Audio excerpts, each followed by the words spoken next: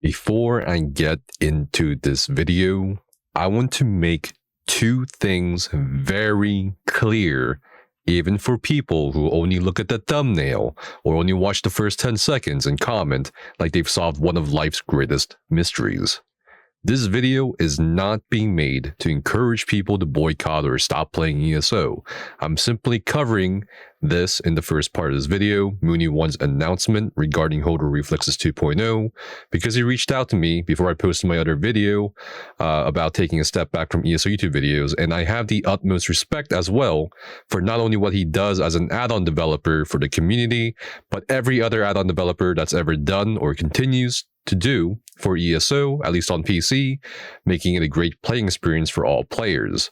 The second thing about this video is I don't want to bother my thumbnail artist, and I'm bundling up this video with a response to the absolute idiocy I've seen directed at not just me, but other creators and players associated with me from my YouTube comments, the ESO forum thread called Goodbye Nefas, Twitter, and Is There No One Else's reaction video. Let's read Mooney1's announcement, because this is significant news for ESO. Hello everyone. First of all, sorry for my English, I'm a German potato. I have bad news today. As you may have noticed, I didn't play ESO in the last 2 to 3 weeks and the request took longer to process. That has a good reason. I'm not very happy with the current development of ESO. It feels like the changes ZOS does are not made with players in mind. The recent change to the DK makes him almost useless in organized PvE endgame content. This change came 3 patches late. There's no need to bounce the DK anymore. Update 37, Update 38 did a good job buffing the classes so they are on the same level. Looks like this wasn't intentional. Then the PTE ban. Some of you may know that I wrote an add-on in the past that's called Fast Reset. It's the add-on that gave our raid team their name. What it does is pretty simple. When someone dies, the whole team gets kicked out of the instance and resets, then refills ulti and ports back in, fully automated. This was a huge time saver for us and made resetting on death a lot easier. But because 1 or 2 players used PTE to get out of prison and VKA without dying, ZOS decided that it would be amazing to disable PTE in combat entirely without even thinking about the consequences for others. It would have been enough to just lower the vitality when someone ports out. Nobody would complain about that, and the problems would be solved. But now we face a different problem that exists since the release of ESO, a bug that is so common that everyone has experienced it while playing ESO for longer than 30 minutes. You can't get out of combat sometimes. Have you tried playing Vaughlenfeld with someone who still has the quest? It's impossible to get out of the instance at the end because of the endlessly attacking skeleton waves. I think they never thought about that, and this is not the only one.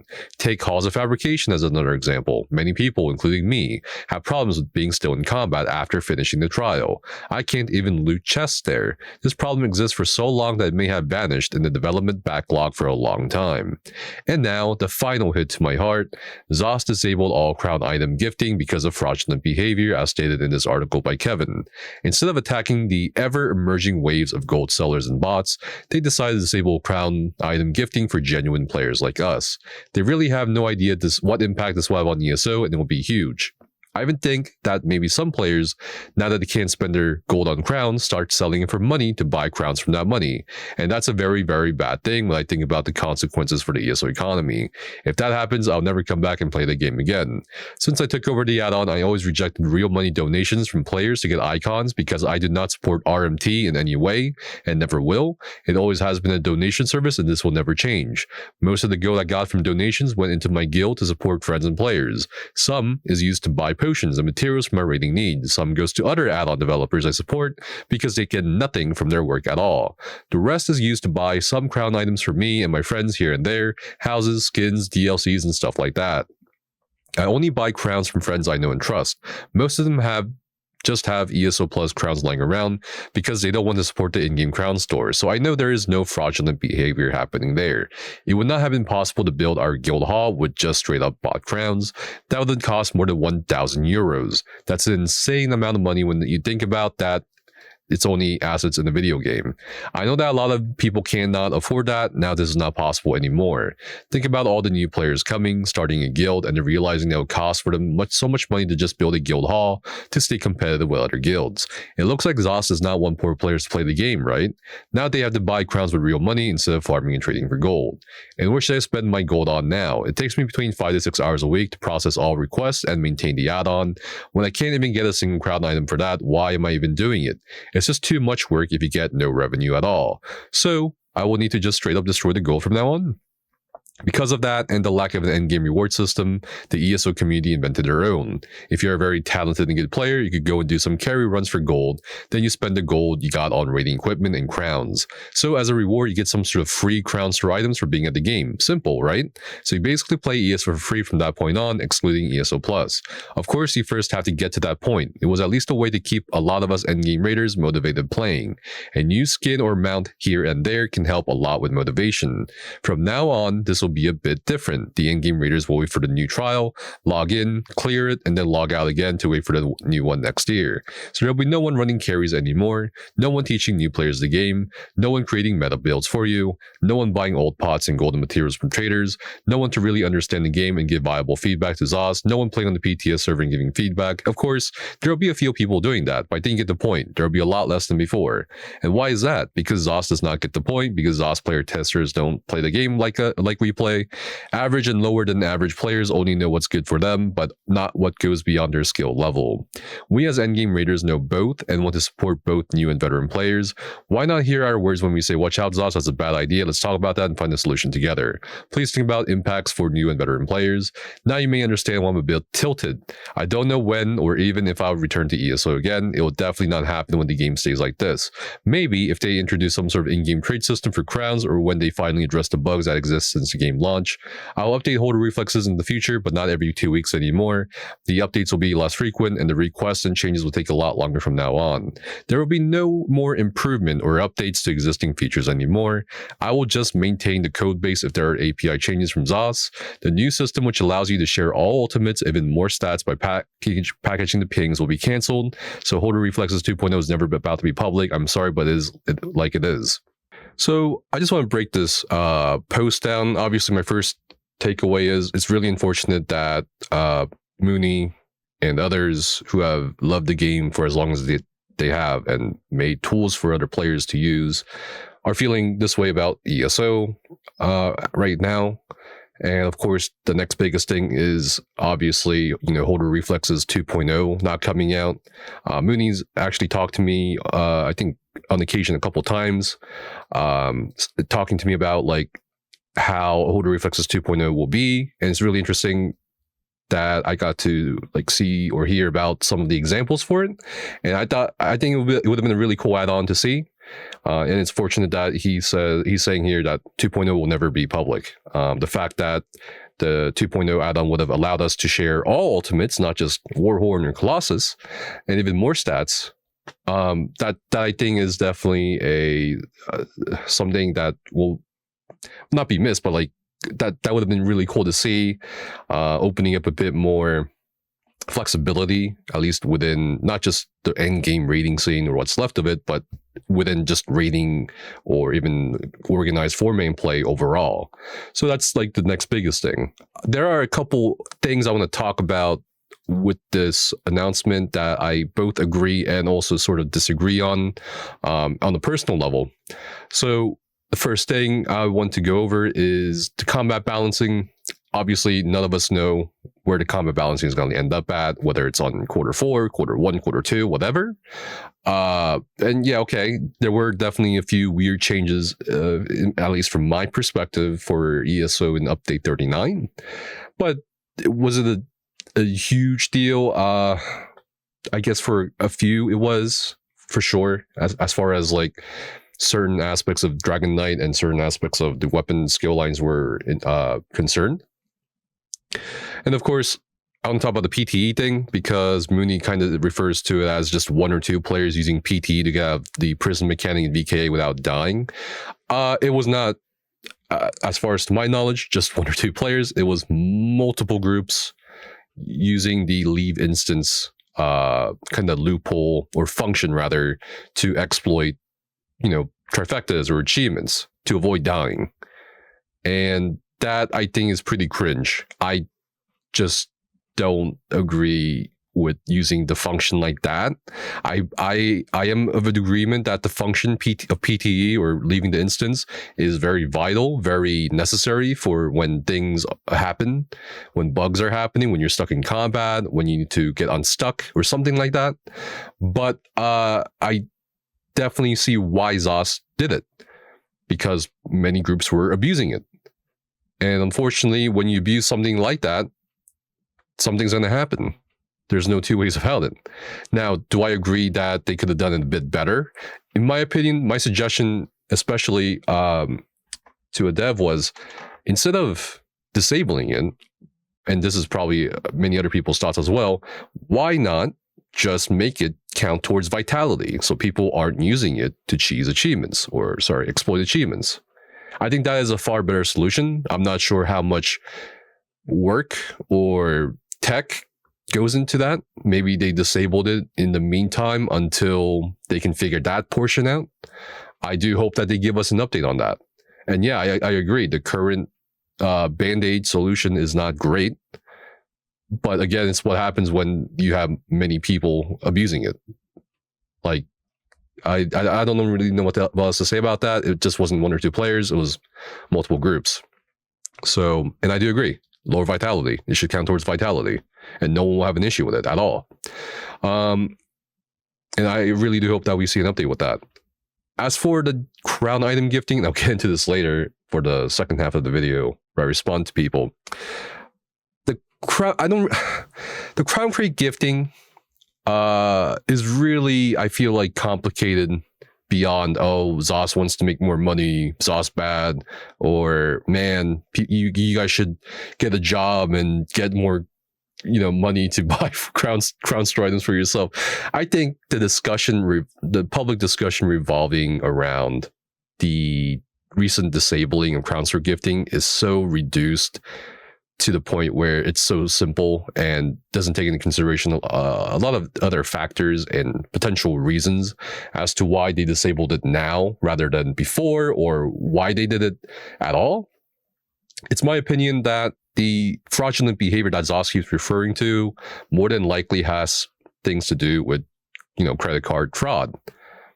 On two levels, as a corporation, I can see it being, okay, maybe we can like see this as a small problem and let it continue as we're gaining more profits more than we're incurring losses from it. But at a certain point, I feel like if you don't want to crack down from certain entities, legal entities, or trouble or legal issues down the road, you as a company you need to decide, do we tackle this behavior now, or do we risk legal issues later down the road? And that's probably one of the many things that they took into account when they disabled crown store gifting.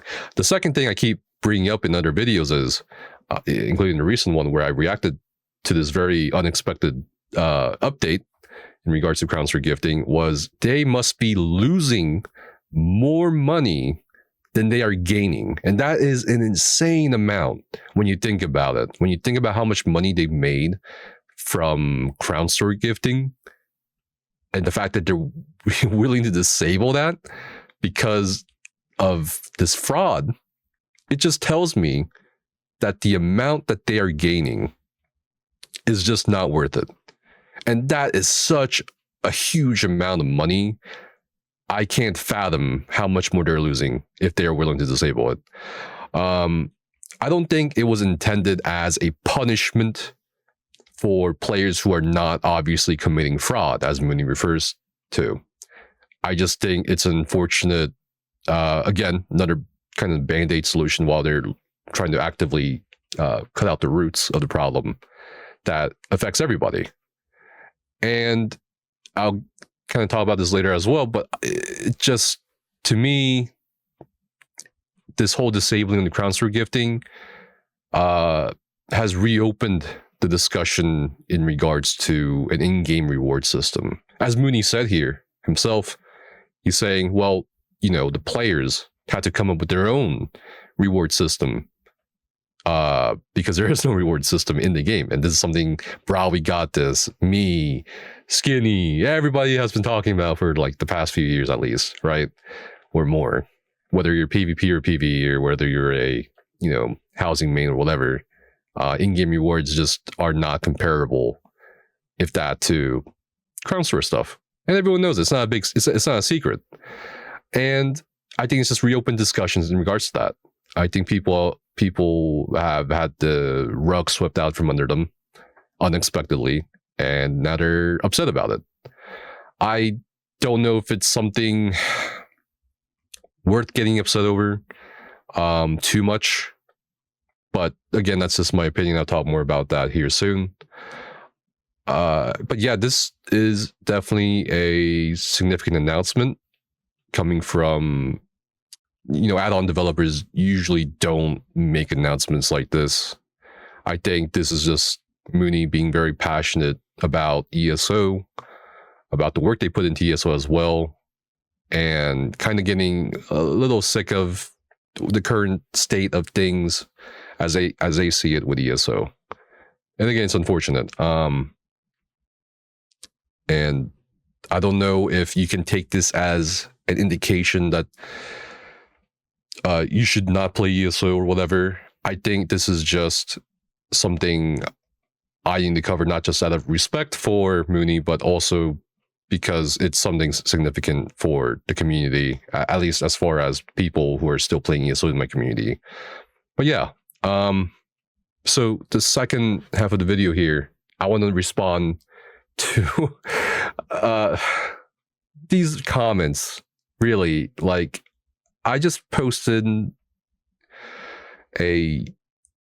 just a video regarding the YouTube channel, and the amount of love and support has been very overwhelming. Big shout out to, you know, Dots Gaming and Lucky Ghost for their reassuring words. You know, big shout out to a lot of you who have given encouraging words as well. But like, there have also been a good amount of like really shitty takes and really derisive comments. Like, it's just, I don't know why you guys feel the need to say all that. I kind of get why, because you think you're anonymous, or no, whatever, no consequences. Just like that piece of shit or many pieces of shits actually, who kept sending me messages or comments saying that, oh, I'm glad your pet died and all that shit. And I don't know exactly why. I don't know exactly why I seem to be a frequent target for these comments compared to like some other ESO content creators. But the amount of like shitty takes is fucking insane. It's absolutely goddamn insane. And it just kind of fortifies my will to just take a step away from ESO YouTube content. Because if it's attracting these idiots, I just don't know if it's worth it, really. Because again, there was like, I appreciate the thought, but the idea of some people opening a forum thread to discuss my YouTube channel update, it's kind of cringy to me, because it's like, I'm just a player. I'm just the guy who uploads videos. That's really how I see myself at the end of the day, as far as my YouTube channel is concerned. And I don't really like how the forum thread kind of makes it sound like I died. So you know what I mean? It's just like, it's kind of weird. It's just kind of weird. And of course, the funniest comment was obviously who. I think I love that comment. I just absolutely love that comment. I think it just summarizes up the comedy of the internet. Just like all of the internet, just that one little who. And I'm just like, yeah, I think that's probably one of the best posts I've seen in regards to that forum thread. But I want to kind of respond to these insane takes people are having about me. Why I'm stepping away from ESO YouTube content. And of course, there's takes that are based on them just kind of looking at the thumbnail, not even watching a minute of the video, not understanding how to read the pinned comment that explains what exactly is going on with everything else besides the YouTube channel. It's not like I'm quitting ESO, like hard quitting ESO. I cannot creatively, I just cannot do another 1,100 videos for ESO every week. Like 7 to 10 every week. I just can't do that anymore. So I see a lot of people saying I'm quitting or taking a step back because Crown Store gifting isn't a thing anymore. Which is ridiculous, because there's a couple layers to this. So obviously, if you've watched the video where I go over the Crown Store gifting disabling announced by Kevin on the forums, that video is literally right after I read it.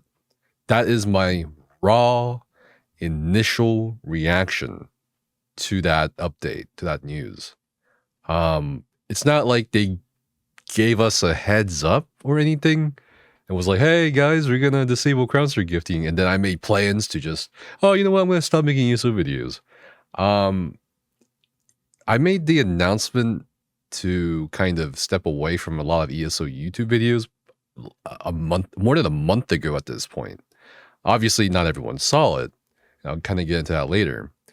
I'm also one of the few people, or rather few content creators, who have publicly said that Crown Store gifting will have bad side effects for the in-game economy. Multiple videos in multiple live streams, and specific aspects of the game would be affected by what is essentially sanctioned RMT, or real money transactions. There are other creators you guys follow that I talk to that are on the same page. They're just not as vocal about it because they know they will get lambasted for it by most of you for the same reason. No one was willing to listen to me and other guild masters back then, voicing our concerns on the forums or wherever initially, because you get shiny Crown Store stuff for quote unquote free. Everyone wins in the end, right? So yeah, that is probably a pretty insane take. No, I am not taking a step back from ESO because of Crown Store gifting. I think Crown Store gifting is definitely a cause and also symptom of bigger issues within the Elder Scrolls Online's structure, especially as far as rewards go. Because, Browy got this, myself, and even Hack, Hack the Minotaur, we've talked about the reward structure or lack thereof in ESO repeatedly for the past however many years. The next weird ass take is that I'm quitting or whatever because I'm not making money, or that I want to make more money. So this is also frustrating to me because these are people talking out their asses. They have no idea how YouTube works on the back end financially. They have no idea probably how live streaming works financially. They have absolutely no idea. So I want to educate them here. I want to educate you guys on something. So let's talk about RPM. RPM basically means the amount YouTube will pay you for every 1,000 views. On average, the RPM for ESO content can be anywhere between $2 to $3-ish. Okay, sometimes it can be more, sometimes it can be less. And RPM, there's a few surface factors I can talk about here that is affected. So obviously length can affect your RPM. For example, the more ads you put onto the video, RPM goes up. Or the type of content for the video will also determine the RPM. There's a reason why so many content creators gear a lot of their, if they want to make real dough, to gear their content to younger audiences like YouTube Kids, because the RPM for those kinds of videos can be like $20 to $30 range per every 1,000 views, which is insane. My most popular YouTube video for ESO is 165,000 views. So let's say $3 for the RPM is the RPM of that video. That would be about $495. But look at this. It's the same video I'm talking about, and it's less than what I even just said. Okay? And even if this was close to $500 from this video, that's $500 total. It's not $500 every day, every week, every minute, every year. It's just $500 total. And if it goes up by like $1 or $2 or $5, and I'll get that probably in like a later time. So if I get another 1,000 views on that video in the year 2025, I'll get $2 to $3. It's not like I'm making a lot of money from ESO or even YouTube videos in general. And it's not, I'm not even talking about the videos I don't even put ads on. A lot of videos I've made in the past don't have ads on them. And that's intentional because there are some lecture or ESOU class videos that are like 1 or 3 hours long that thousands of people have watched. And I don't want to interrupt their viewing experience in learning with an ad every 2 minutes.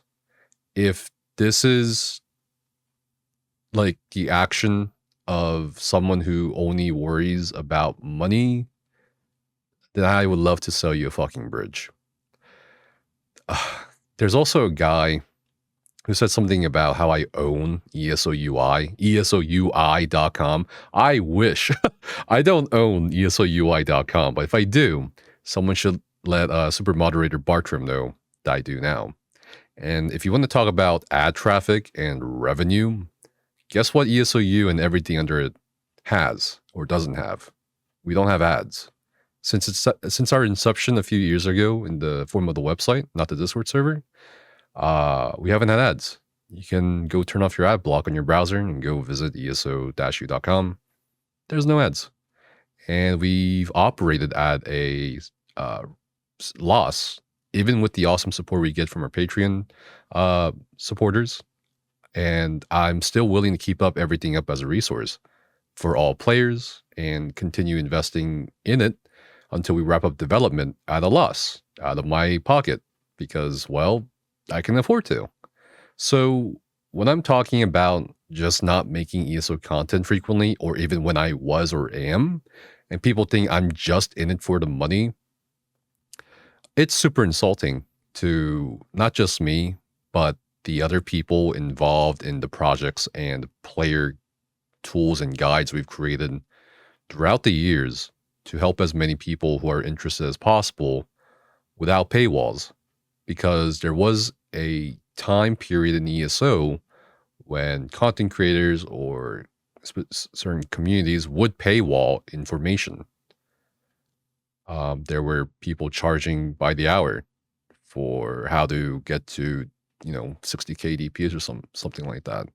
There were people who were paywalling certain formulas through like Patreon or other third-party platforms. So it boggles my mind really that so many of you, especially after we've covered, released, and shared all available information. Even the endgame readers recently, and competitive teams have released logs as well, which is unprecedented. It just boggles my mind that so many of you have trash talked me for doing it for profit. But I guess I shouldn't be surprised because a lot of you have trash talked other creators like Wohler or Skinny or whatever. But what's funny is you inadvertently use our shit anyway. It genuinely feels like so many of you can't even respect yourselves enough to stick to the shit you spew online. And then there's another weird take that I'm leaving because ESO is dying. Nowhere did I really say that at all. That video, all I said was it's a very personal, creative decision for my YouTube channel. And I have to clarify this again and again, that there's no drama or theatrics. I just want to focus on other games. I want to find passion again, in places like Starfield or Armored Core 6 or other lines of work that you might see me publish, such as voice acting. I don't know if you can ascribe the state of an entire game to a single or even a few content creators. I think that is just about as egotistic as you can get as a content creator, thinking that if you leave the game, the entire game is dead. And I'm not that. Yeah. So there's other takes too, like I was a scourge upon the community. And a lot of this has to do with the guilds or services I have been involved with. And this is kind of where I get really mad, because I can, for the most part, I don't mind you fucks talking shit about me or whatever. But when you start talking shit about the communities, the people that are working with me, coordinating with me, or simply associated with me, it's just really fucking crazy. So let me explain for those of you who have a hard time understanding. Okay. So carry services. There were multiple comments saying, oh, carries should be bannable. He's a piece of shit for promoting carries. He's a piece of shit for doing carries. And so is everybody else with him. So there's like a couple layers to this. Back in 2017 up until early 2019, carry services were really shady. Obviously, there were also other issues, but the most significant issue was that they were pretty shady. And I've talked about this at length on multiple live streams over on Twitch in the past. And I've discussed some details of it. And I don't want to get into too much into more details about it, but there were certain carry services that would not charge you gold. They would charge you actual money, which is obviously against, terms of service and code of conduct. There were also carry services that would charge for nudes, specifically women, too. And that, I think, is pretty fucking disgusting. And of course, almost, kind of inevitably, those kinds of carry services would end up getting involved with minors. So the carry services I help with, and the others, the hardworking individuals in the endgame community like Kozen, CNEX, and C, Kaina, and everybody else involved, whether it's with Sempiternal or other guilds or communities. It's just incomparable. Like, if you prefer the shady ones in the past to the really professional and meticulous systems we have today, where everything is transparent, including the pricing and why it's priced that way, how the carries are done, entire systems, ticket systems explained in videos, who does the carries and how that that's pretty unfortunate. I think people who say all this have absolutely no idea of the history of ESO, like the dark underbelly of ESO, especially, where a lot of endgame players and communities, and even our guild, has been at the fucking front line of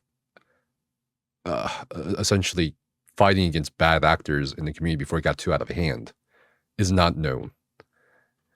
B, it's the amount of work and effort that goes into all this. Whatever you see on the surface, there's always something more in the background. If you think the amount of work that goes into a trade guild or a crown exchange server is a lot, carry services is literally a second job. Not only do you have to like keep up spreadsheets and work out math for everything, but you also have to be able to manage people. You also have to be able to organize the carries, schedule them between the buyer and the runners. You have to manage the other 10 people and somehow not get a fill or actually fulfill the run somehow. And then you also have to be able to be competent enough to, not wipe and over and actually do the carry. And you also have to be able to rate lead. So when people don't like carry services, that's completely valid and fine. But to say that someone is a piece of shit scumbag or is a very suspicious character or that the endgame players deserve to die out, that's a bit too far. And I think you should fucking touch grass, really. Or at least educate yourselves before you fucking talk shit about other people. One tangent that some people have gone on is that they think I sell gold from selling crowns or sell gold from carries. I'm one of the, I think one of two. No, actually, I think I'm the only one. The only guild master that has shown their guild bank balances on stream in a game where showing something like that is not good, especially if you're fighting for a guild trader. I also don't think people realize the amount of eyes and checks on my account in ESO. Not just the fact that I was a former ESO class rep under NDA, but so many other things. My account is a very public account. If I were to try to break terms of service by selling gold or selling the account or engaging in other activities that are against terms of service, that's going to get shut down really fast. So no, I don't sell gold, nor am I stepping away from ESO because I can somehow not sell gold anymore.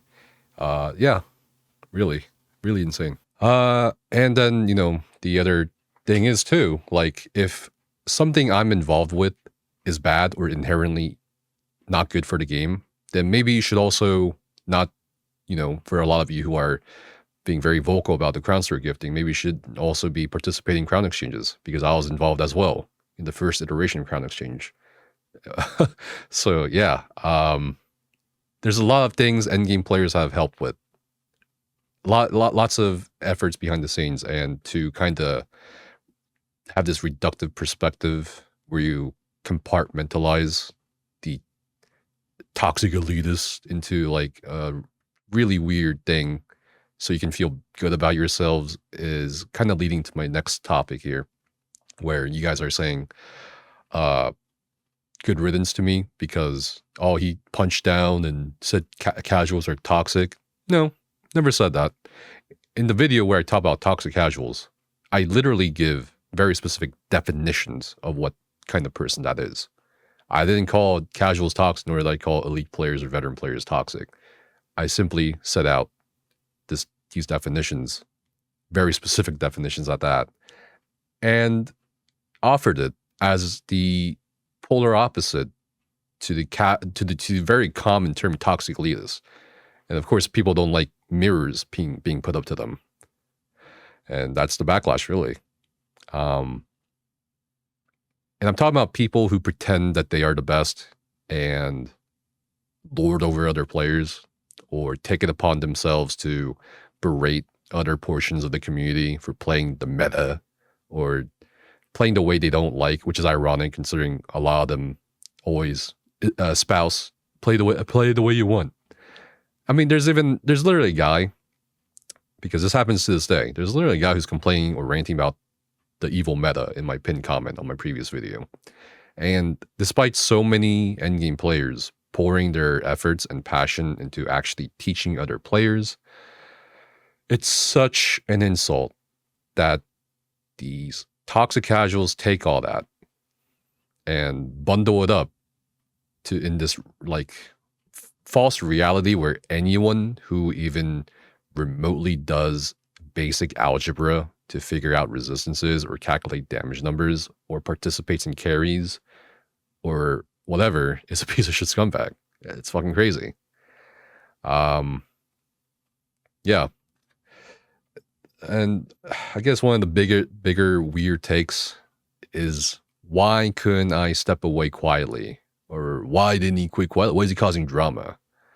I think if I wanted to create drama and be as theatrical as possible with like scorched earth policy or some shit like that, I would have done it.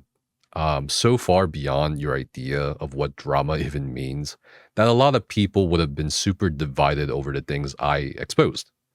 I don't understand how, when I'm talking about the content on my YouTube channel, how else I'm supposed to do it without a YouTube video. There's people saying I've been ragging on ESO or whatever, and that I was being dramatic or bashing the devs for the past 10 years or whatever. But man, like, I feel like that's what you get for having balanced views. So many of you have called me a ZOS corporate shill, and so many others have called me a negative doom and gloomer. And logically, very obviously, I can't be both at the same time. Sometimes I did think it'd be easier to just be one extreme or the other, but I've been as real as I can be in regards to topics and things within ESO, just like how I covered Mooney's announcement with angled like my own perspectives on each of the things he approached on. At the end of the day, I don't really care because it's a game, but if you're really gonna go after people or just spew misinformation or lies about people associated with that person just because they are, that's, yeah, you just need to fucking go outside and touch grass. The takes are really insane. And again, it really does fortify my will and decision to step away from the weirdos.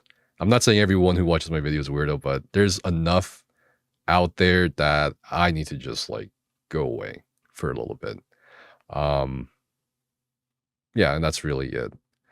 So apart from these takes, again, thanks everybody else for being very supportive. Appreciate every single one of you. And I will see you soon with more Starfield videos.